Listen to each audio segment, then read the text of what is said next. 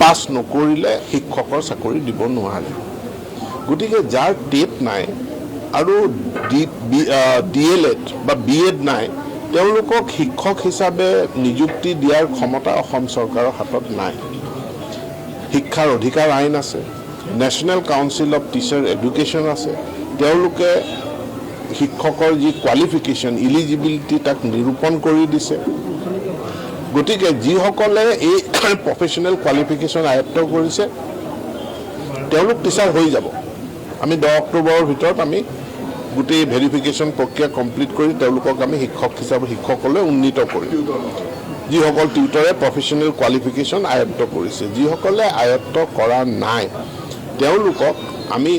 দৰমহাটো কিছু বৃদ্ধি কৰাৰ কথা চৰকাৰখনে বিবেচনা কৰি আছে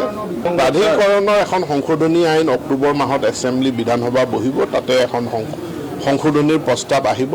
আৰু বিধানসভাই এই সংশোধনীৰ প্ৰস্তাৱ যেনেধৰণে পাছ কৰে তাৰ ওপৰত পৰৱৰ্তী পৰ্যায়ত প্ৰভিন্সিয়েলাইজেশ্যনৰ প্ৰক্ৰিয়াটো আগবাঢ়িব স্যাৰ টেটৰ টেট বছৰত দুবাৰকৈ অনুষ্ঠিত হৈয়ে থাকে যিটো CBSE পাতে টেট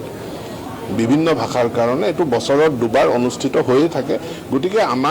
আমি যিসকল প্ৰাৰ্থী আমি প্ৰাৰ্থীসকলক আহ্বান জনাইছোঁ যে আপোনালোকে টেটত এপিয়াৰ কৰক নহ'লে কি হয় এটা অযথা বিতৰ্ক হৈ যায় যেতিয়া আমি আসাম টেট পাতোঁ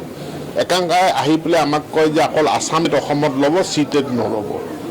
টেটখিনি হাইকোৰ্টত যায় গতিকে টেট এটাই হওক চেণ্ট্ৰেল গভৰ্ণমেণ্টে যিটো টেট পৰীক্ষা পাতে সেই পৰীক্ষাটোতে বিভিন্নজনে তাত অংশগ্ৰহণ কৰি আছে পাছ কৰিছে সেইমতে আবেদনো কৰিছে গতিকে টেটক লৈ পেলাই